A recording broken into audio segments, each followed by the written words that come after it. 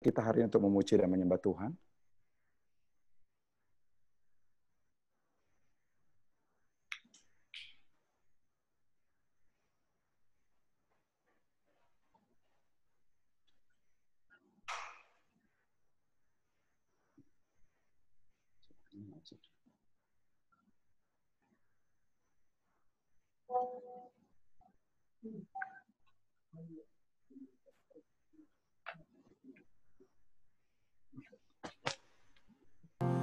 Ku tetap setia,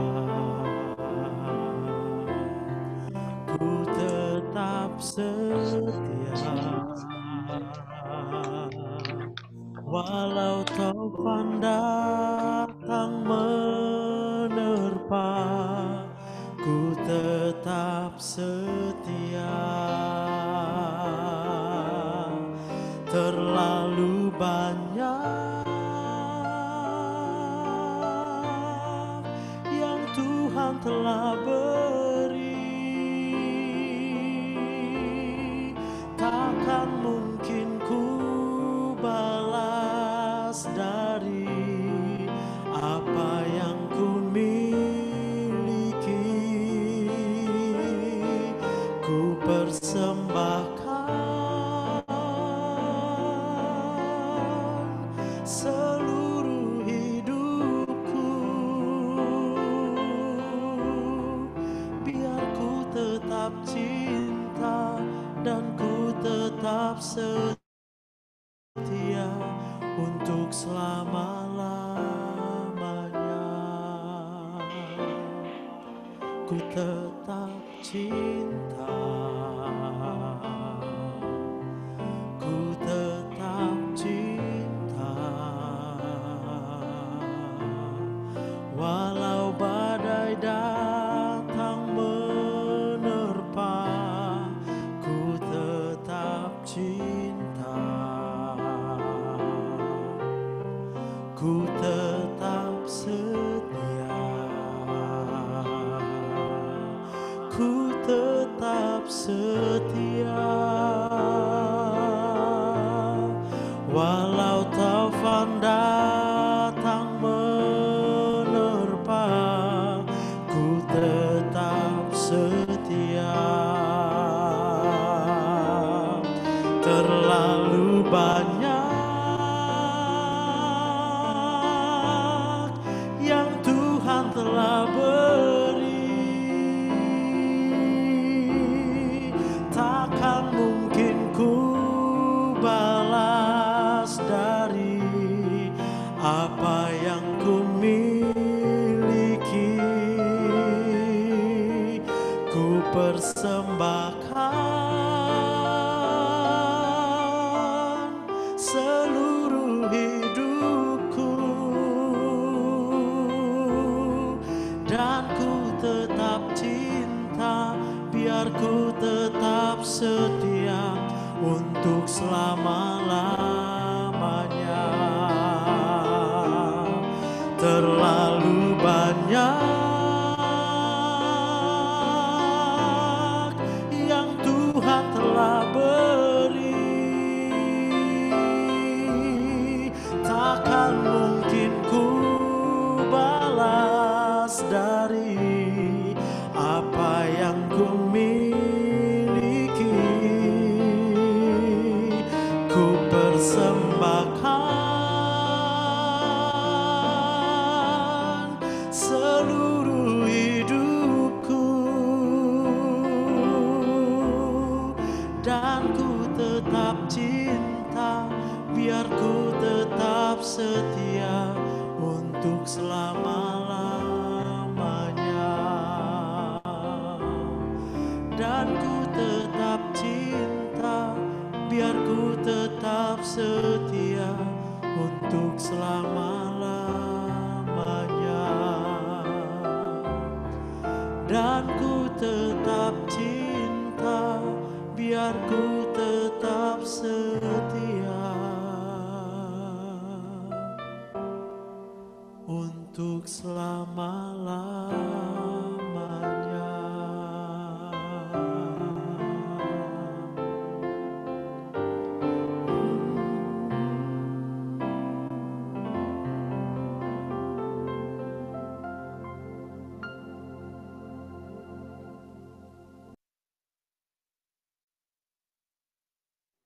Ya, hari ini kita akan dilayani oleh Bapak Pendeta Dr. Insinyur Jarod Wijanarko, Master Pendidikan.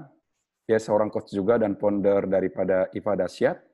Dia juga seorang owner daripada Happy Oli Kids, direktur daripada LSP Ainaki atau animasi. Dan Bapak Jarod juga seorang dosen teologi di IKB dan seorang penulis buku dan penasihat aspirasi. Baik Bapak Ibu, yang hari ini kita akan mendengarkan daripada seminar kita, yaitu berbicara di seputar daripada Kidung Agung, yaitu mengenai tentang citra diri mempelai, citra diri dan kebahagiaan daripada pernikahan. Nanti bagi Bapak Ibu yang akan bertanya, bisa ditanyakan langsung, atau mau lewat coach-nya pun nggak apa-apa. Nanti kalau misalnya ingin pertanyaan rahasia, bisa melalui Reni dan saya sendiri, atau call center daripada WA gereja ini. Baik, mari kita akan sambut hambanya, Bapak Pendeta Dr. Insinyur Jarod Wijanarko. Kita beri tepuk tangan bagi Tuhan, haleluya. Kita beri jempolnya saja. Oke, shalom semuanya. Ya, silakan Pak. Ya, shalom. Selamat malam semuanya. Ini kita bertemu lagi ya, tapi ada sisi baiknya ini corona ini. Dulu nggak ada corona, saya ke Medan setahun 2 kali ya. Sekarang setiap minggu. Jadi sudah 10 kali saya ngajar serial Ayub. Saya janji 17 sesi, tapi akhirnya yang 11 sampai 17 itu sangat teologis, hanya lebih cocok buat pelayan. Maka saya usul diganti dengan serial Kidung Agung, dan sekarang kita sudah sesi yang ketiga. Dan mulai hari ini kita live seperti ini, sehingga kalau ada yang bertanya, saya bisa langsung menjawab. Harapan saya, kita bisa lebih interaksi, walaupun tidak bertemu muka, ya, kita bertemu di depan gadget masing-masing. Nah, supaya pelajarannya runut, saya akan menyampaikan dalam bentuk PowerPoint, nanti saya akan ya balik ke muka saya lagi juga, gitu ya, mengenai serial Mempelai Ilahi, atau sebenarnya ini kalau dulu tahun 85-an saya dapat pelajaran ini, sebenarnya pelajaran kabar mempelai gitu ya. Nah, sekarang saya sebut dengan Mempelai Ilahi, yaitu membedah kitab Kidung Agung. Jadi kitab Kidung Agung itu ada pola pikirnya. Saya menggunakan pola pikir Efesus pasal 5. Rahasia ini besar, tapi yang aku maksudkan hubungan Kristus dan jemaat. Paulus kepada jemaat di Efesus mengajarkan mengenai pernikahan dengan sangat detail sebagai ilustrasi hubungan Tuhan dengan kita. Nah, itu yang saya pinjam pola pikirnya, supaya nanti saya bisa melihat pola pikir Paulus di dalam setiap pasal demi pasal. Nah, Kidung Agung sendiri ditulis oleh Salomo untuk gadis Sulam yang disebut Sunamit ya, atau orang Sunem. Salomo punya banyak istri, jangan diikuti, jangan diteladani, tetapi kita berpikir kenapa gadis Sulam itu yang paling dicintai oleh Salomo di antara seluruh istri yang ada. Nah, dalam pola pikir mengenai mempelai, ini seolah-olah kayak orang Kristen kan banyak, gereja kan banyak, tapi siapa yang paling dicintai? Walaupun kita tidak akan bersaing sebenarnya antar gereja, tapi sebuah pola pikir saja, karena orang Yahudi sendiri menganggap Kidung Agung itu sebagai lambang hubungan Yehova dengan orang Israel. Nah, kenapa Salomo mencintai si gadis Sulam? Tentu dari situ nanti akan ada esensi pernikahan yang kita pelajari, sekaligus sebuah esensi mengenai hubungan Kristus dengan kita. Nah, satu poin malam hari ini, Kidung Agung pasal 1 ayat yang kelima. Siapa itu gadis Sulam yang paling dicintai sama Salomo? Dia mengaku atau dia berkata demikian. Memang hitam aku tetapi cantik, hai putri-putri Yerusalem. Seperti kemah orang Kedar, seperti tirai orang Salma. Jadi waktu saya menjumpai fakta bahwa gadis Sulam itu paling dicintai sama Salomo, saya itu membayang-bayangkan, ya kan boleh dong, manusia normal bayangin gitu ya, wah Salomo kan raja, kaya, diberkati, istri yang paling dicintai itu kira-kira kayak apa ya? Wah pasti putih, imut, mulus gitu. Ternyata menurut ayat tadi itu hitam. Kan tadi gadis di sulam berkata, saya hitam gitu. Wow, ternyata dia hitam, saudara. Ya, hitam seperti kemahnya orang Kedar. Tahu orang Kedar, pernah berdoa, kami berdoa buat Bani Kedar, yaitu betul-betul secara nyata Bani Kedar itu suku nomaden yang ada di Jazirah Arab. Mereka berpindah-pindah. Nah, kemahnya itu kena terik matahari, kena pasir, udah pasti budak. Jadi gadis sulam itu hitam budak. Hitam budak lah. Kok Salomo paling cinta sama dia? Karena dia berkata begini, pelan-pelan satu ayat ini saya mau bedah malam hari ini ya. Satu ayat dari Kidung Agung malam hari ini. Memang aku hitam, tetapi cantik. Memang aku hitam, tetapi cantik. Putri-putri Yerusalem dan seterusnya. Jadi istri yang satu ini berkata begini, memang saya hitam, tapi cantik. Dia tidak berkata demikian. Saya cantik, tapi hitam. Ada bisa merasakan bedanya nggak? Rohnya beda, sikapnya beda, attitude-nya beda. Sesi 1, sesi 2, saya sudah mengajarkan mengenai puji-pujian mempelai suami istri, kuasa pujian. Nah, kenapa ada orang itu tidak bisa memuji pasangannya? Atau kenapa si gadis sulam ini istri yang bisa memuji suami? Ya, kalau suami itu memuji istri, kalau ada maunya ya, tapi kalau istri memuji suami kayaknya kok jarang ya. Saya itu kalau seminar, saya ulangi lagi, saya balik ke diri saya dulu ya. Saya itu kalau seminar temu darat ya, seminar bukan offline begini, bukan online begini. Ayo Bapak Ibu ya, siapa ibu-ibu yang suka memuji suaminya gitu. Itu nggak pada angkat tangan. Kenapa? Karena suami di sebelahnya. Nanti kalau angkat tangan kan sebelahnya nyenggol. Kapan? Kalau IBBI wanita tak kumpul mungkin berani jawab, begitu suami istri kok nggak angkat tangan. Wah, saya tahu nih pasti banyak suami istri ya, bukan cuma istri aja, juga bapak-bapak nggak pernah memuji pasangannya. Nah, kenapa gadis sulam bisa memuji pasangannya? Nah, ini bukan fotonya gadis sulam ya. Ini fotonya istri saya. Nanti pas tanya jawab dia akan muncul, saudara ya. Bentar lagi, kita paling 10-15 menit kita tanya jawab. Nah, gadis sulam ini bisa memuji pasangan karena dia orang yang bersyukur dengan dirinya. Itulah yang saya sebut gambar diri. Gambar diri itu bagaimana orang memandang dirinya. Orang kalau nggak bisa bersyukur dengan dirinya, mana bisa memuji orang lain. Ya, misalnya nih, ada nggak Bapak Ibu Saudara nih, kalau di depan kaca, waktu ngaca itu mengucapkan Roma 9:20. Siapakah kamu, hai manusia, maka kamu membantah Allah. Dapatkah yang dibentuk berkata kepada yang membentuknya, mengapa engkau membentuk aku demikian? Ya, mungkin kalimatnya nggak persis seperti ini. Tetapi di depan kaca itu mungkin ibu ya atau bapak tuh sambil mengaca, berkaca itu berkata, kok hidungku begini ya, mau coba mancung dikit, aku tuh tinggi sedikit, kenapa ya aku kayak gini, aduh kenapa sih badanku nggak streamline, tapi line-line.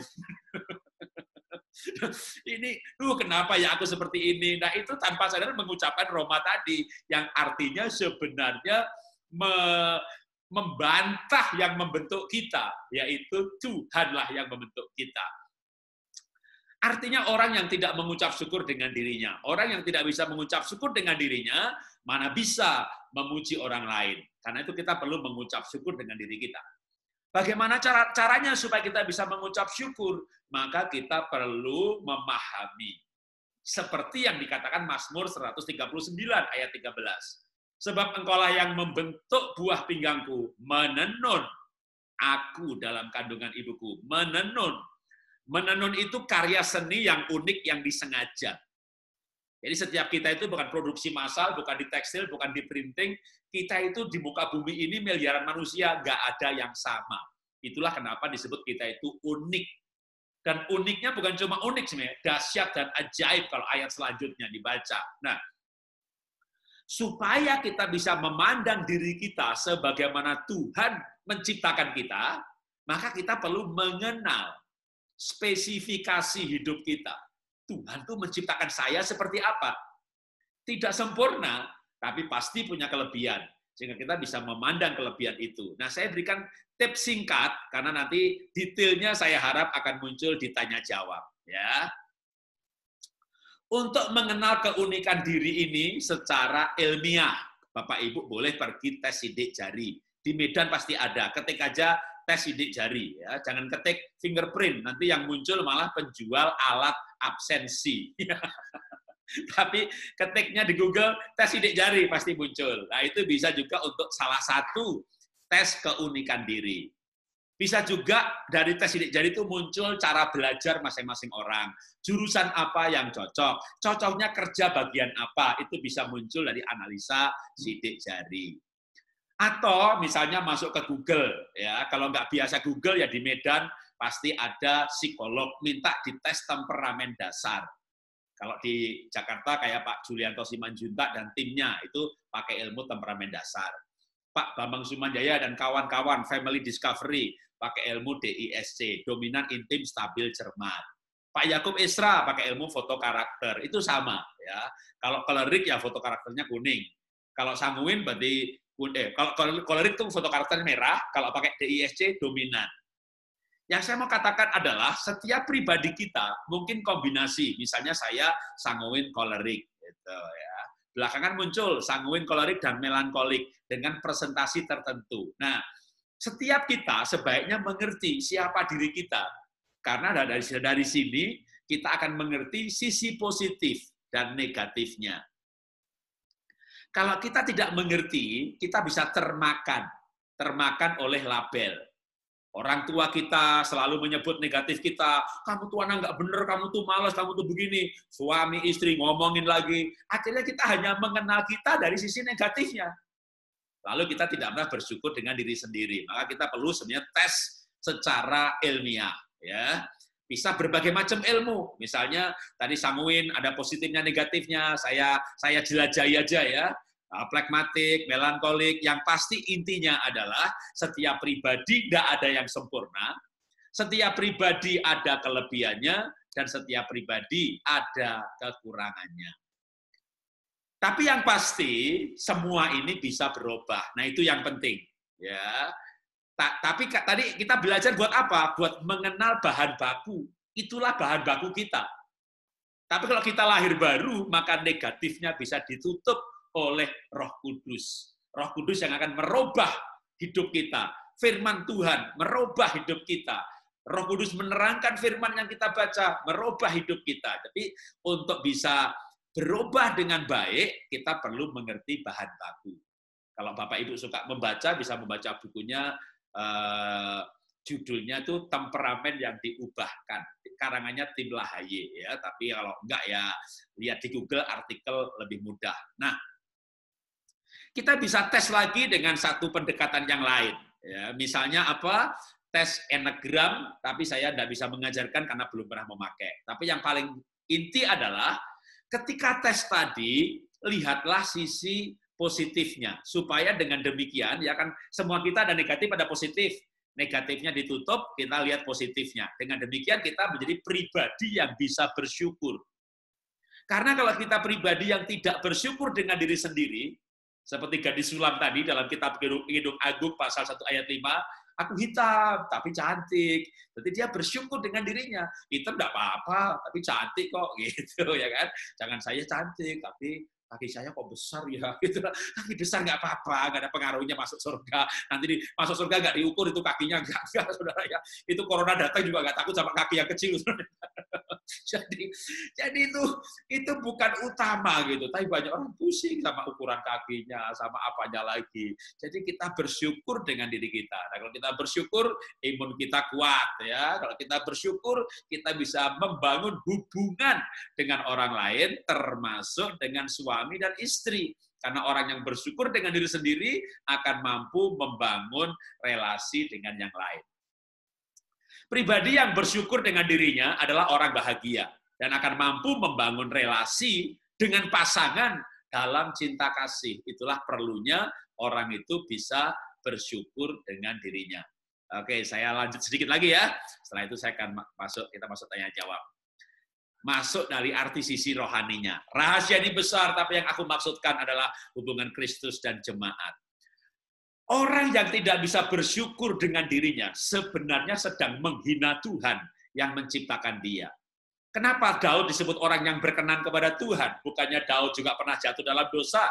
Daud adalah orang yang mengucap syukur dengan dirinya. Dia berkata, kejadianku dahsyat dan ajaib.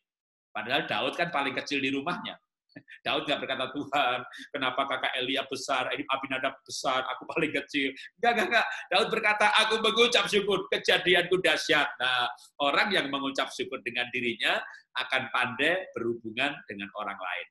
Paling tidak, menjadi pribadi yang bersyukur dengan dirinya, kita tuh sedang memuji Tuhan yang menciptakan kita, atau Tuhan yang menciptakan dia, kalau ini maksudnya adalah Daud tadi. Ya.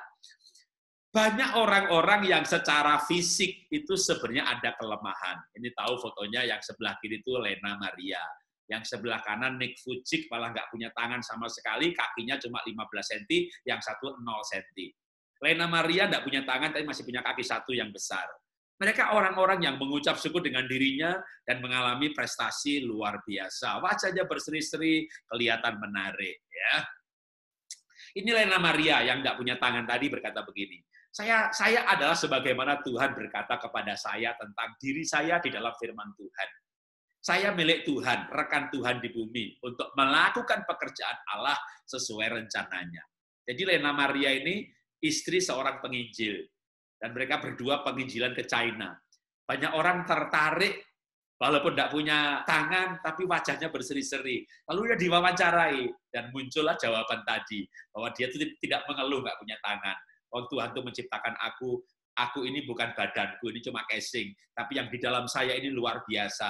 Itu yang membuat dia selalu bersuka cita, tidak minder dengan suaminya, tidak minder dengan orang lain, dia bisa membangun hubungan yang baik dengan orang lain. Karena itu perlu kita menjadi pribadi yang bahagia, bukan sombong, tapi bersyukur dengan hal-hal yang memang sudah tidak bisa diubah. Kita lahir di suku mana, udah nggak bisa dirubah. Ya. Kita lahir nggak punya kaki, nggak bisa dirubah. Kulit kita coklat sawo matang, ya nggak bisa. Mau dijadiin sawo busuk, ya jangan. Ya kan? Jadi itu yang nggak bisa dirubah, kita bersyukur saja. Ya. Dengan demikian, orang yang bersyukur dengan dirinya akan lebih mudah menemukan potensi diri. Sebagai contoh, balik kepada Daud. Karena tadi Mazmur 139 itu adalah Daud yang menulis. Daud badannya kecil, tapi dia tidak marah waktu dihina sama Goliat. Daud tidak minder dengan Goliat. Kenapa dia nggak minder? Karena dia orang yang bersyukur. Dan orang yang bersyukur punya hubungan baik dengan Tuhan. Punya hubungan baik dengan Tuhan, dia yakin disertai sama Tuhan. Jadi sebenarnya orang yang bersyukur dengan diri sendiri ini, wah, dampaknya banyak sekali. Di dalam pernikahan demikian juga. Orang yang bersyukur dengan dirinya sendiri, menganggap dirinya adalah karya seni Tuhan yang unik, punya keindahan tersendiri, ya tampil dengan gayanya sendiri, tidak perlu menjadi seperti orang lain. Maka dengan demikian, dia bisa menjadi orang yang menyenangkan. Ketika orang menyadari dirinya dahsyat dan ajaib, gambar diri sesuai yang diciptakan Tuhan, maka dia akan melakukan hal-hal yang besar sesuai rancangan Tuhan yang dahsyat. Jadi sebenarnya berbicara gambar diri ini, ya seperti saya katakan, menggali Kidung Agung ini dari dua sisi. Pertama, hubungan suami istri, orang yang gambar dirinya baik, bisa memuji pasangan, membangun relasi dengan pasangan dalam hubungan yang baik. Tapi orang yang mengucap syukur dengan diri sendiri, pasti juga bisa berhubungan dengan Tuhan yang menciptakan dirinya. Orang memuji Tuhan, main musik, angkat tangan di gereja, tapi nggak bersyukur dengan dirinya, itu sebenarnya sedang menghina Tuhan yang menciptakan dia. Karena itu kita perlu belajar mengucap syukur dengan diri sendiri, karena itulah sebenarnya hubungan suami istri sebagai lambang hubungan kita dengan Tuhan. Ya, dari saya sampai di sini, saya kembalikan ke moderator, dan saya akan mengundang istri saya untuk kita berdua menjawab pertanyaan. Ya, mau sampai jam 9, ayo, masih satu jam lagi. Mau sampai jam 10, ya, jangan. Ya. Nah, ini istri saya, kita lagi berkuning-kuning hari ini ya, bukan kampanye Golkar, bukan.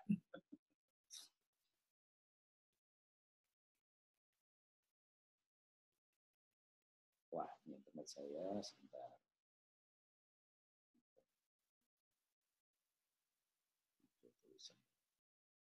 Tes.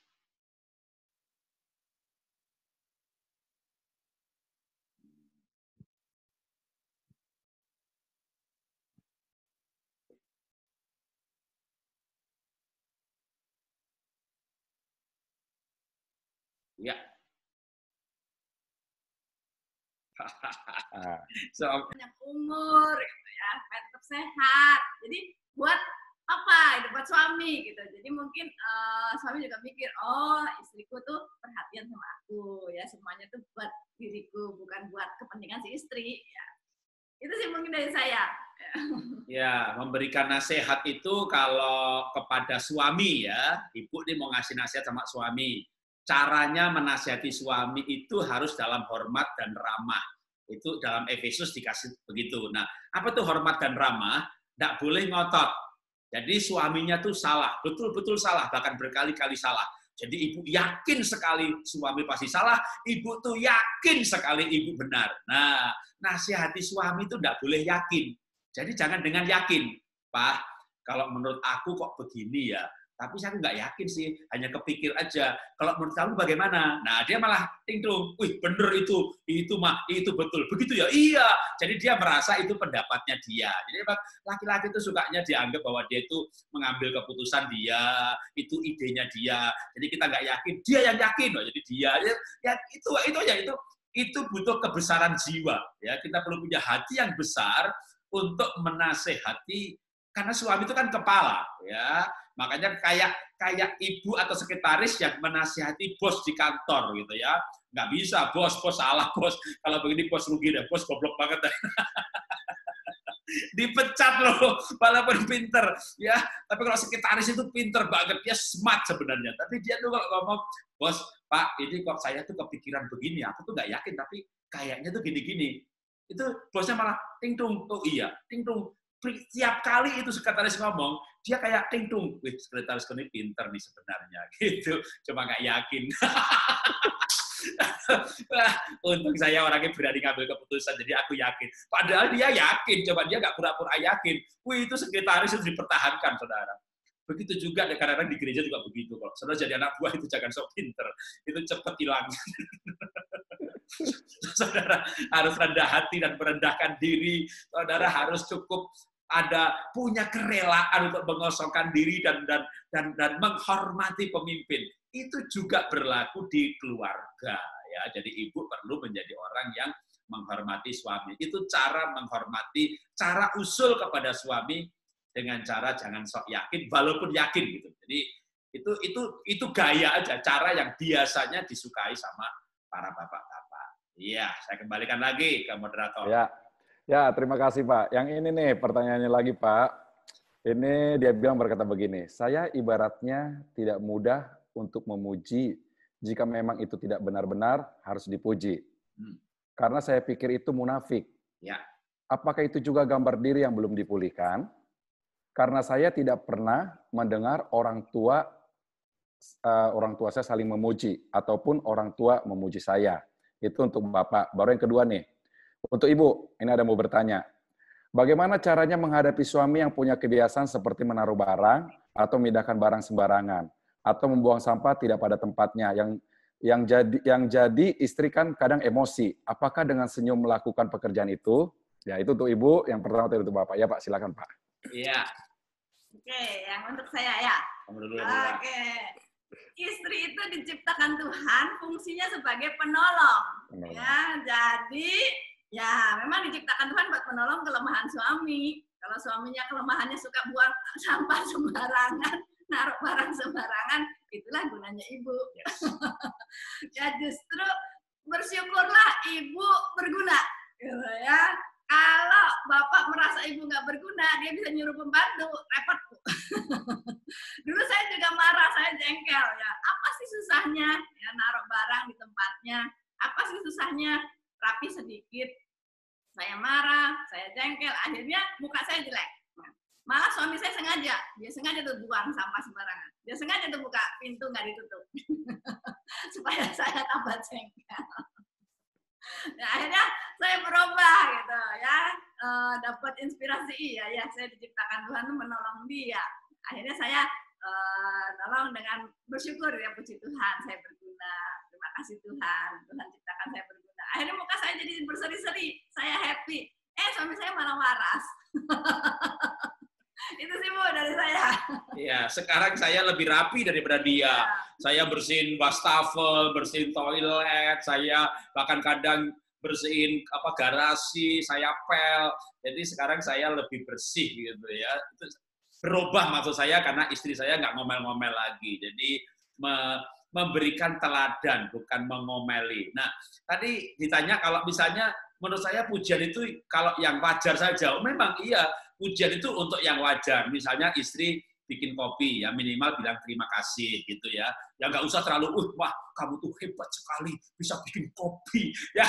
Ya bikin kopi nggak perlu hebat. Jadi pujiannya wajar dan memang layak dipuji gitu ya. Jangan salah dipuji ya. Kayak juga mendidik anak gitu ya. Anaknya membereskan kamar, belajar rajin, nilainya bagus. Wah, nak kamu rajin, maka nilainya bagus gitu ya, dipuji. Jangan anaknya berantem, hebat. Jangan. Kalau perbuatannya salah ya ditegur, saudara. Ya jadi ini ada yang menulis di sini, menurut saya Amsal itu benar, Amsal 31 bahwa istri yang takut akan Tuhan dipuji-puji. Nah, istrinya takut akan Tuhan, dia takut berbuat dosa, dia setia, ya dipuji-puji. Istrinya judi, pergi ke pasar, uang buat belanja sebulan, dihabiskan seminggu. Ya, jangan dipuji, hebat, kamu pandai menghabiskan duit. Jadi kalau salah ya ditegur, ya salah ditegur, nggak benar dimarahi. Tapi kalau dia baik dan benar, jangan diabaikan gitu loh. Kadang kita ini hidup bersama, cepat untuk marah, cepat untuk menegur, cepat untuk mengkritik. Tapi ketika sesuatu berjalan dengan baik-baik saja, kita tidak memberikan apresiasi. Nah, itu kekurangan kita sering. Karena jujur, kalau tadi Bapak bilang bahwa dari kecil juga orang tua nggak pernah memuji, itu saya banget gitu ya. Kalau istri saya ini keluarganya punya budaya lebih baik. Nah, kalau saya ini dulu sama bapak ya ditendang, ditempiling, dicecek, wah pokoknya nggak belajar ya, ditempeleng. Nah, memang kebetulan saya beling waktu kecil gitu ya. Jadi, nah, tapi ketika saya bangun keluarga baru, kita membangun budaya yang baru, yang lebih baik. Jadi kita memang bisa, orang yang nggak pernah dipuji itu bisa juga hati kita terluka. Nah, itu apa gambar diri yang rusak apa enggak, kita yang tahu. Tapi kalau kita sudah nggak kepahitan, kita nggak kecewa lagi, kita bisa memberikan apresiasi yang wajar kepada orang lain, bukan hanya kepada pasangan ya, di gereja, di kantor, kita bisa melihat orang lain sisi positifnya, maka kita tidak terluka. Tapi kalau kita selalu negatif, lihat orang itu jeleknya aja, lihat orang lain jeleknya aja, iri aja bawaannya, itu tidak ikhlas orang lain dipuji. Itu bisa muncul dari gambar diri yang masih belum dipulihkan. Ya, makasih. Ya, kayaknya ini dari Pak Awen ya, dan Ibu Iren ada mau pertanyaan nih. Ya, Pak Awen dan Ibu Iren kayaknya ada mau buat pertanyaan ya. Silakan, Pak. Ya, mute-nya, Pak. Ya, mute-nya di itu dulu, diaktifkan dulu speakernya itu. Yang ini, Bu, yang merahnya. Oke, silakan Pak Wen dan Ibu Iren. Shalom Pak Jarot dan Ibu. Ini ada pertanyaan tentang kata sayang dan I love you. Oke. Untuk suami istri, apakah maksudnya berapa frekuensi kita harus sering mengatakannya? Ibu suaminya ada dekat situ nggak? Ini ada. Kalau ya, ibu, ada, sendiri, ibu sendiri pengen nggak dengar kata-kata itu? Ya pengen sih Pak. Nah, bapaknya pernah Bu, kapan terakhir bapak bilang I love you? Wah, berapa tahun yang lalu?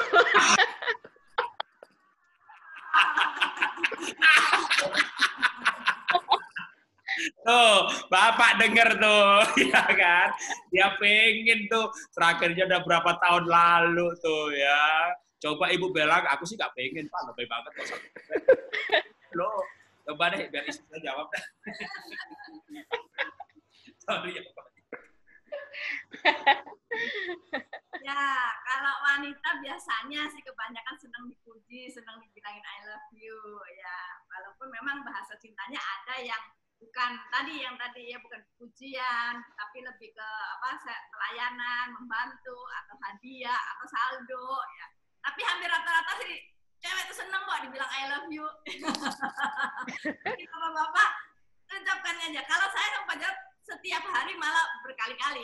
Ya kalau ketemu I love you, sama anak juga gitu, I love you darling. Itu enak di kuping, enak di hati. Dan itu bikin tabung emosi kita penuh, jadi nggak bete ya Bu ya, bener ya. Dengerin I love you gitu jadi bikin semangat. Walaupun lagi COVID juga tetap semangat. Jadi begini, saya itu lahir di keluarga yang tidak pernah memuji. Jadi jangankan bilang I love you. Saya itu menikah mungkin 2-3 tahun pertama itu jangankan bilang I love you. Saya pergi tuh nggak pernah pamit. Jadi pergi-pergi aja begitu. Istri saya nyariin, kamu kemana gitu ya. Pergi, kok nggak bilang? Lah ngapain bilang, ntar juga pulang. Jadi saya itu nggak bilang. Jadi, kalau pergi aja begitu. Itu di awal-awal pernikahan. Ada kali 3-4 tahun gitu. Nah, akhirnya saya belajar. Memang susah gitu. Lidah ini kayak keluh. Nah, saya kalau mengenang awal-awal pernikahan ya, kenapa dulu saya nggak bilang I love you? Saya tuh berpikir begini, dan laki-laki itu berpikir, alah, nggak usah bilang I love you lah. Yang penting saya tanggung jawab, saya kerja, saya nggak selingkuh. Saya yang penting dari suami yang baik, saya nggak macam-macam. Saya kerja cari duit, saya hidup buat keluarga kok gitu. Jadi saya pikir begitu cukup. Saya pikir gitu. Tapi ternyata ini pikiran yang salah gitu loh ya. Jadi memang ini saya tuh pernah ngalamin begitu. Saya menikah 30 tahun. Mungkin bukan 3-4 tahun, kali 5 tahun ada kali. Tapi akhirnya ya lewat seperti ini. Saya dulu kan juga tahunya karena ikut seminar. Makanya sekarang saya memberikan seminar. Nah dulu waktu saya diseminarin begitu juga, nggak perlu lah. Orang Barat, itu orang bule, itu orang Jawa nggak perlu begitu. Jadi saya itu masih bantah gitu. Jadi ya, tapi karena sering gitu, pertama kali jadi pulang retret Pak, saya pulang retret kaum pria ini. Saya tuh waktu retret, waduh Tuhan, saya akan belajar bilang terima kasih, bilang I love you. Bilang I love you, bener Tuhan gitu waktu retret. Begitu pulang, saya sampai depan istri, mikirnya begini, nggak usah lah.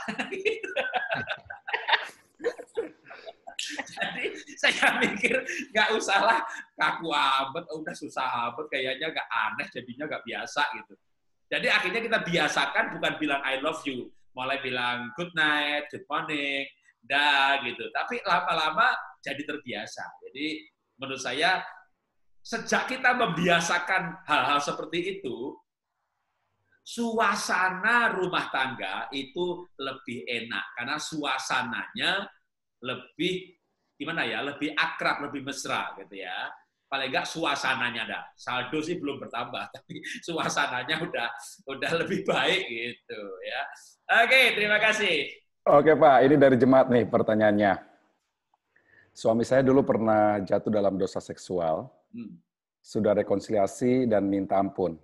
Akan tetapi selalu ada perasaan was-was atau tidak nyaman bila suami pulang telat atau sulit dihubungi. Bagaimana bisa membangun kembali kepercayaan seutuhnya, akan tetapi selalu ada perasaan terganggu bila ada tindakan suami sedikit berubah dan berbeda? Oke, kamu lagi ya. Ya, peristiwa traumatis itu memang tidak mudah ya untuk dihapus begitu saja. Itu pasti ada memori yang tersimpan ya, membuat kita cemas, khawatir kalau itu nanti kejadian lagi bagaimana. Itu sih wajar ya. Kalau ada saran dari saya, Ibu dekatkan diri sama Tuhan, banyak berdoa, doain suami, ya lalu kasih servis pelayanan yang terbaik buat suami, biar suami juga melihat cinta Ibu, ya. Dan dia juga seandainya ada godaan, dia akan ingat Tuhan, ingat cintanya Ibu, pasti itu bisa menjagai suami. Ya. Cuman itu sih yang bisa kita menjagai suami, doa kita, lalu cinta kita kepada dia, tambahkan. Mungkin dari saya itu. Ya, saya punya teman ya, suami istri pelayanan, dua-duanya hamba Tuhan. Lalu mengejutkan sekali suaminya yang hamba Tuhan itu selingkuh. Bahkan selingkuhnya itu lebih dengan beberapa orang. Seingat saya 8 atau 9 orang begitu, dan itu dia sempat tinggalkan istrinya 8 tahun apa 12 tahun. Lalu singkat cerita suaminya mau kembali. Nah, waktu mau kembali itu istrinya cuma berdoa, Tuhan, kalau dia dites nggak kena penyakit kotor, aku terima balik. Benar-benar sebagai syarat. Begitu dites kok mau ya. Dan ternyata tidak sampai terkena penyakit kotor. Padahal selingkuhnya itu ada 12 tahun ada kali. Jadi dengan banyak orang. Nah, lalu kesaksian ibu itu begini. Ketika tadinya dia cuma satu dengan satu orang, dia tahu dengan dua orang, dia tahu dengan tiga orang, dia tahu dengan 4 orang. Makin banyak yang dia tahu, sakitnya udah terima balik, sakitnya kambuh lagi. Lalu dengan satu ini berapa kali, di mana saja, makin tahu detailnya, sakitnya lebih parah lagi. Akhirnya ibu ini berkata begini waktu kesaksian, saya mengambil keputusan, saya tidak mau tahu lagi, dengan siapa saja, di mana, berapa kali, pokoknya saya mengambil keputusan untuk menerima apa adanya, dan saya mau kembali menjadi suami istri yang baik. Dan puji Tuhan, sudah beberapa tahun ya mereka bersatu kembali, dan sekarang sering kesaksian kemana-mana bagaimana suami istri ini bisa menerima apa adanya dan saling mencintai. Tapi jujur dari kesaksian istri yang saya dengar memang itu butuh waktu cukup lama ya untuk betul-betul bisa tidak pengen kepo, pengen tahu dengan siapa, terus membayangkan suaminya itu gimana, itu butuh waktu bertahun-tahun. Jadi memang komitmen, kalau sudah komitmen untuk bersatu kembali, maka belajar melupakan yang lalu membangun kehidupan yang lebih baik lagi. Ya, pasti di dalam Tuhan Yesus ada kasih yang akan sanggup untuk meninggalkan masa lalu. Tanpa kasih Tuhan, tanpa pengampunan, itu nggak bisa. Tapi setelah itu pun juga bangun tadi, puji-memuji, ya, gambar diri yang baik. Jadi supaya dengan demikian fondasinya diletakkan untuk sebuah relasi yang kuat. Ya. Oke Pak, ya. Ini kayaknya ada yang mau bertanya nih dari yang mau menikah sebentar lagi. Mungkin Bapak kenal dari Johannes Parusip. Ya, silakan Pak Johannes. Gimana pertanyaannya? Udah ada? Enggak. Jadi. Oh, dia nggak jadi. Oke, baik. Ada yang lagi mau bertanya buat Bapak Yosafat? Ya, Bapak Yosafat? Ya, silakan Pak. Kalau mau bertanya, dibuka kartunya, speakernya. Pas. Oke, baik. Baik, ada lagi mau bertanya hari ini? Di sini, oke. Pak, yang ini deh Pak, pertanyaannya yang ini sangat bagus nih kayaknya nih Pak, yang untuk disampaikan. Bagaimana menghadapi pasangan pemalu, kadang menjengkelkan, diajak apa-apa nggak mau, diajak foto aja nggak mau, apalagi budaya Batak tuh khususnya. Jawa juga sama Pak.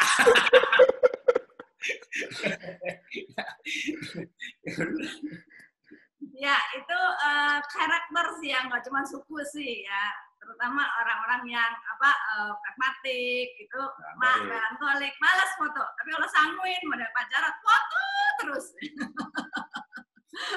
Ya, saya juga begitu ya, malas diajak foto, ya paling foto sekali 2 kali, ya sudah.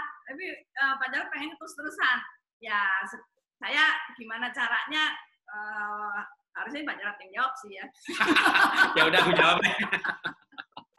Jadi saya ini lebih narsis ya. Bahkan sebenarnya kalau orang bilang saya ini lebih perempuan gitu ya. Lebih banyak ngomong, suka ngerumpi, gitu. Ngomong kagak ada habisnya.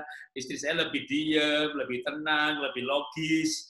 Saya lebih perasaan, walaupun banyak ketawa-ketawa begini ya. Tapi kalau di kamar sendirian kadang saya nangis loh, lebih melankolik. Nah, dalam hal foto, saya paling senang foto, paling senang tampil. Nah, istri saya ini dulu, waduh, sekarang udah puji Tuhan, udah banyak berubah.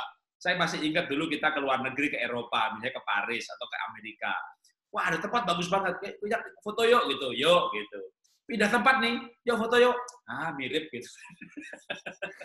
Jadi dia nggak mau foto. Pokoknya kalau Paris ya di Menara Eiffel udah, nanti ada kota-kota, ada gedung yang kayak museum yang bagus, bagi saya bagus gitu untuk foto. Bagi dia mirip kayak yang tadi mirip. Ya sudah, saya foto sendirian gitu ya. Nah, akhirnya kita mencoba begini. Kalau pasangan kita suka foto dan kita enggak, ya paling enggak kita motretin dia gitu. Memang ini harusnya mencapai keseimbangan ya, supaya yang enggak punya malu-maluin ya turun sedikit jadi punya malu gitu ya. Yang malunya banyak ya, jadi menikah itu menyesuaikan diri. Jadi kita perlu belajar menyesuaikan diri. Yang pertama menyesuaikan diri, yang kedua juga boleh memberikan istilahnya itu me time. Kalau saya pergi, misalnya sama istri, kemarin kita pergi terakhir itu ke Melbourne. Nah, saya tuh kan pagi-pagi udah makan sarapan, lalu pergi cari tempat bagus buat bikin video klip atau foto gitu. Nah, istri mah nggak mau diajak gitu. Ya sudah, saya bilang begini, nanti kita pergi barengnya siang. Jadi pagi itu saya udah pergi bikin video klip, juga kadang foto sendiri, selfie gitu. Lalu nanti siangnya baru pergi berdua. Jadi emang, tapi dia juga biarkan saya pergi. Gitu. Saya pun pergi sendiri juga bahagia. Jadi kadang-kadang kita boleh me time. Tapi setelah itu nanti kembali. Jadi kita pergi bareng-bareng. Nanti di satu tempat kita boleh berpisah sementara waktu. Misalnya dia lebih suka nikmati kuliner, makanan. Saya terus terang laki-laki yang nggak suka makan, gitu ya. Saya lebih suka ngomong atau foto-foto. Nah nanti setelah itu kita berkumpul lagi di mana. Itu juga bisa. Jadi bisa penyesuaian. Atau kalau nggak bisa disesuaikan, ya masing-masing mengerjakan hobinya. Kalau misalnya suami istri, biasanya kan punya anak ya. Nah itu biasanya kalau saya ini suka foto, istri saya nggak suka. Anak saya 3, nomor 1 kayak saya suka foto, nomor 2 persis mamahnya, nggak pernah foto. Ya pergi ke Jerman gitu kan, itu Instagram nggak ada foto baru yang diupload. Loh Ben, kamu kan beli kamera, kok itu nggak kamu upload gitu? Enggak, disimpan aja gitu. Pas saya ke Singapura tak lihat apa sih yang difoto gitu. Oh, yang difoto tuh batu, ada pohon, ada kupu-kupu gitu. Jadi dirinya nggak difoto. Jadi itu saya memahami banget ya, memang anak saya nomor 2 itu kayak mamahnya nggak suka foto. Tapi ada di antara anak saya nomor 1 suka foto. Nah itu kalau kita pergi sekeluarga, sudah saya sama nomor 1, yuk kita gantian ya. Kamu foto papa, nanti papa foto kamu. Oke, ayo gitu. Nanti baru sama istri kadang-kadang. Itu gimana kalau yang tadi yang nggak suka akhirnya mau tapi tidak sesering seperti yang lain. Jadi kita menyesuaikan diri itu boleh ya. Kita sebaiknya menikah itu kita saling menyesuaikan diri. Ya. Iya. Jadi Pak, terima kasih buat jawabannya. Ini pertanyaan dari jemaat Pak. Mereka baru menikah. Bagaimana kalau setelah menikah baru mengetahui kepribadian sangat berbeda dan sulit sekali untuk diajak komunikasi? Sangat berbeda. Itulah dia ya. Nanti istri saya menjawab, tapi saya kasih pendahuluan dulu. Orang itu kalau belum menikah, ya, kayaknya persamaannya banyak banget. Wah, memang menikah itu cari yang sepadan, sebanyak mungkin persamaannya. Sama-sama suka jalan-jalan, sama-sama kuliner, sama-sama suka ke gereja. Wah, kamu suka nonton? Iya, sama-sama. Itu waktu pacaran kesamaannya banyak banget. Begitu menikah, perbedaannya banyak banget. Makanya orang pacaran itu dinasihati loh. Kamu tuh perbedaannya banyak. Enggak kok, kamu banyak kesamaan. Coba berdoa sekali lagi. Saya udah berdoa, saya yakin kok pacar saya dari Tuhan. Jadi orang punya pacar, yakin pacarnya dari Tuhan. Tapi ibu-ibu yakin sekali, suaminya bukan dari Tuhan. Jadi banyak orang yang menikah itu berpikir menikahi orang yang salah. Nah, maka solusinya gimana mengatasi perbedaan? Gitu. Istri saya biar menjawab. Gantian dong. Gantian bicara. Ya. Ya, justru Tuhan itu menciptakan perbedaan di suami istri supaya saling melengkapi. Ya, kalau suaminya tadi selfie terus, pasti istrinya nggak senang selfie. Kalau dua-dua senang selfie, nanti berantem. Atau kalau suaminya senangnya invest, nanti pasti pasangan sukanya nabung. Ya. Supaya nggak semuanya invest kejeblos. Atau dua-duanya nabung terus nggak pernah invest. Ya. Pasti berbeda. Itu tujuannya supaya saling melengkapi. Istilahnya kayak mobil, satu ngegas, satu ngerem. Jadi nggak dua-duanya ngegas, ya, atau dua-duanya ngerem. Ya, pasti saling melengkapi. Jadi pola pikir kita yang harus dirubah, bahwa ini baik untuk keseimbangan. Ya, saling melengkapi itu yang pertama. Lalu yang kedua, tadi Pak Jarod sudah bilang, tolong menyesuaikan. Jangan ekstrim, satunya di atas, satunya di bawah. Satu senang selfie, satu nggak mau. Ya. Coba menyesuaikan. Yang senang selfie, turunin dikit deh, jangan terlalu selfie. Yang nggak senang foto, kayak saya, ya sudah deh foto-foto dikit, nggak apa-apa, gitu ya. Jadi kita mencapai titik temu yang seimbang supaya sama-sama bahagia. Kan kita mau bahagia 50 tahun pernikahan. Kalau berantem terus nggak bahagia, nanti cepat mati. Ya udah, mendingan kita cari titik temunya supaya sama-sama bahagia. Kalau nggak bahagia itu repot loh, apalagi PSBB ya, di Jakarta atau di Singapura, wah PSBB itu ketat banget, nggak boleh kemana-mana, harus di rumah, wah nggak bahagia, di rumah terus, bertengkar terus, itu namanya dua setan dikurung dalam rumah. Udah ada. Tapi kalau bahagia, nggak boleh kemana-mana, nggak masalah. Nah, oke, berbeda itu begini loh, ini tutup, ini wadah, ya, ini berbeda kan, tapi ini namanya jodoh, ya. Jodoh itu justru yang berbeda, wadah sama tutup, bukan tutup sama tutup. Jadi saya sama istri ini berbeda. Saya laki, dia perempuan. Saya sanguin, dia plekmatik. Dites pakai DISC, saya intim, dia stabil. Dites pakai MBTI, saya ENFP, dia ISTJ. Jadi kalau bicara perbedaan, kami ini perbedaannya banyak sekali. Saya Jawa, dia Tionghoa. Saya boros, dia pelit. Tapi kalau dia nggak pelit, saudara, duitnya udah habis kali. Udah habis, mungkin saya udah bangkrut. Jadi ada untungnya. Dulu saya nyesel dia pelit. Dulu saya nyesel. Jadi kenapa sih ini manusia ini otaknya di mana sih begitu ya? Orang kok mikirin pelit banget gitu. Sekarang saya bersyukur banget loh. Kenapa? Begitu saya punya beberapa perusahaan tuh bangkrut ya, tutup nih. Yang dia simpen itu, waduh, beli tanah, harganya naik sekian kali lipat, ditabung, beli bikin sekolahan. Jadi sekarang saya bersyukur Tuhan, terima kasih dia pelit. Kalau nggak habis kami Tuhan. Jadi berbeda itu tidak enak, tapi berbeda itu baik. Ya, berbeda itu kadang tidak enak, tapi berbeda itu baik. Ya, begitu dulu jawabannya. Ya, ini Pak nih dari Jemati Pak, pertanyaannya. Pertanyaan begini, calon suami anak tunggal dan hanya punya ibu yang cukup dominan. Dahulu setiap hubungan calon suami selalu diinterupsi oleh ibunya. Di awal selalu dimulai dengan baik dan setelah beberapa bulan selalu ada konflik yang mengakibatkan hubungan calon suami dengan pacarnya menjadi putus. Usia calon suami sudah 36 tahun. Kalaupun menikah nanti akan tetap merawat ibunya. Sekarang ini sudah mulai terasa berat karena dominasi dari calon ibu, mertua terhadap berbagai hal. Kita mengerti firman menghormati orang tua, akan tetapi bagaimana bila sampai dalam hubungan pernikahan, ibu mertua tetap dominan dan nantinya hubungan suami dan istri jadi rusak. Itu Pak pertanyaannya Pak. Iya, jadi jawab istri dah. Doain cepet dipanggil pulang.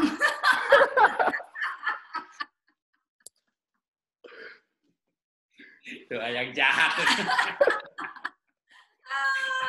Ya memang itu resikonya ya kalau menikah dengan yang anak tunggal ya kita harus siap mental bahwa kita harus terima dia plus orang tua yang harus kita rawat dan memang Tuhan itu memang perintah Tuhan dan ada berkat kalau kita tuh hormati orang tua ya memelihara orang tua bahkan Paulus juga bilang sanak saudara itu harus dipelihara. Kalau enggak itu kita lebih dari orang murtad. Ya kita yang siapkan mental saja. Ya, kalau memang mau menikah sama dia, ini kan belum menikah. Kalau nggak kuat, ya udah tunda dulu deh nikahnya. Ya mungkin dari saya itu. Ya, memang Alkitab berkata laki-laki meninggalkan ayah dan ibunya lalu bersatu dengan istrinya. Memang ada ayat seperti itu. Tetapi kalau misalnya dia anak tunggal atau 5 bersaudara, dia bungsu, yang lain merantau semuanya.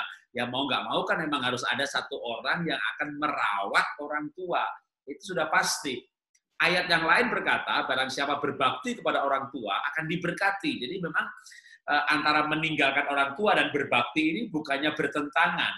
Tapi bagaimana ketika sudah menikah, maka suami itu prioritasnya istri, dan istri yang mendapat prioritas bahagia bersama suami melayani, mengabdi kepada mertua bersama-sama. Makanya sebenarnya kalau memang itu anak tunggal dan memang ibunya dominan, ini sudah tahu kan keadaan begitu, nah tinggal siap apa tidak, berani apa tidak.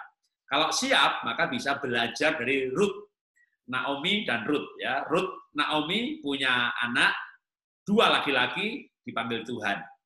Akhirnya menantunya yang satu pulang kampung, yang Ruth ikut Naomi.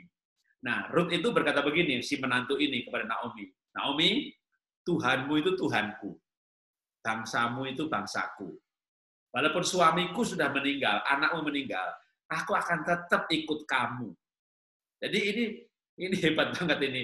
Ini menantu yang suaminya sudah meninggal, padahal beda bangsa, tapi akhirnya Ruth tetap komitmen untuk ikut mertua, melayani mertuanya sampai mati.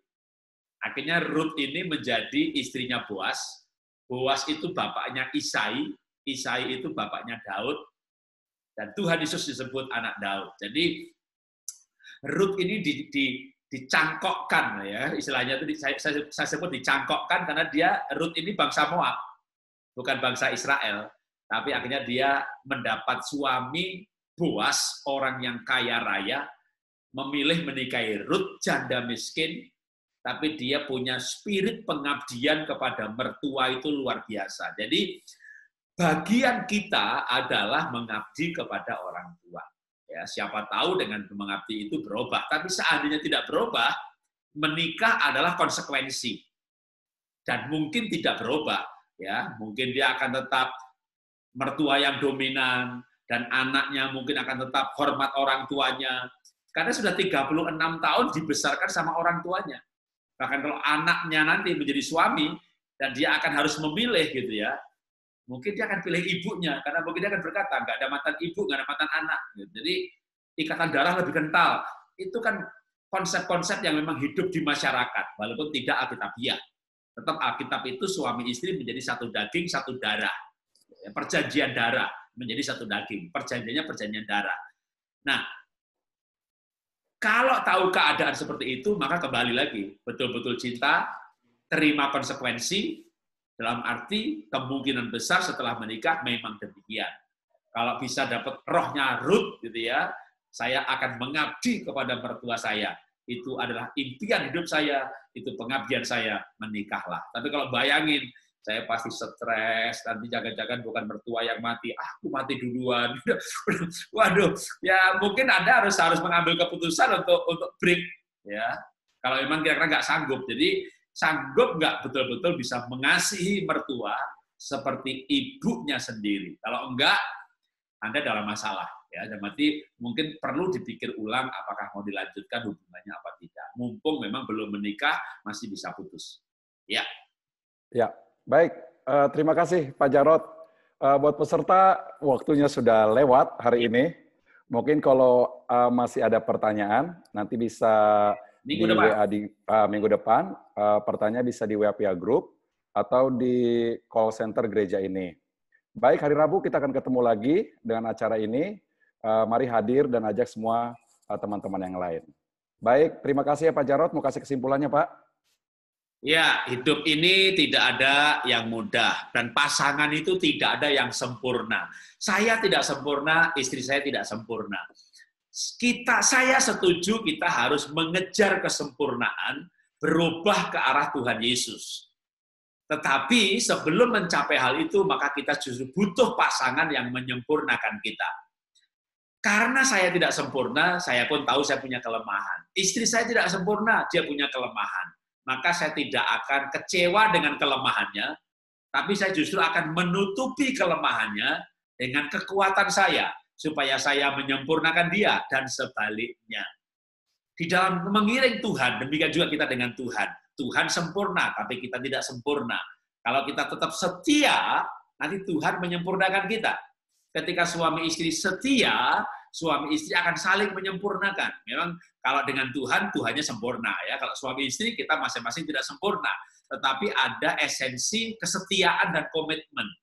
Ketika kita bisa bersyukur dengan diri sendiri, maka itu akan membuat kita bisa melihat orang lain sisi positifnya. Dari hari ini kita belajar gambar diri sebenarnya, bagaimana orang memandang diri, dan kita perlu belajar bersyukur dengan diri sendiri, supaya dengan demikian kita bisa mensyukuri pasangan kita. Dan kalau kita bersyukur dengan diri sendiri, kita sedang memuji Tuhan yang menciptakan kita. Tuhan memberkati. Ya, mari kita bersatu dalam doa. Bapak, kami berterima kasih dan bersyukur di hadapan Tuhan buat hari ini. Terima kasih buat ciptaan yang Tuhan berikan bagi kami, bahwa Kau menciptakan kami dahsyat dan ajaib. Dan terima kasih buat hamba-Mu, Bapak Pendeta Jarod dan Ibu yang sudah memberikan pengarahan, pengajaran bagi kami. Dan kami yakin dan percaya setiap kami, keluarga demi keluarga, diperlengkapi untuk kami mulai menemukan kepribadian daripada Tuhan dalam kehidupan kami. Untuk saling memperlengkapi satu dengan yang lain. Terima kasih buat hari ini, dan kami yakin dan percaya, biarlah lewat firman Tuhan ini bisa memberkati setiap kehidupan kami, dan sebentar malam hari ini juga kami akan berpisah satu dengan yang lain, bila Tuhan memberkati kami. Di dalam nama Yesus Kristus, setiap kita sudah diberkati, sama-sama katakan, amin. God bless you. Mari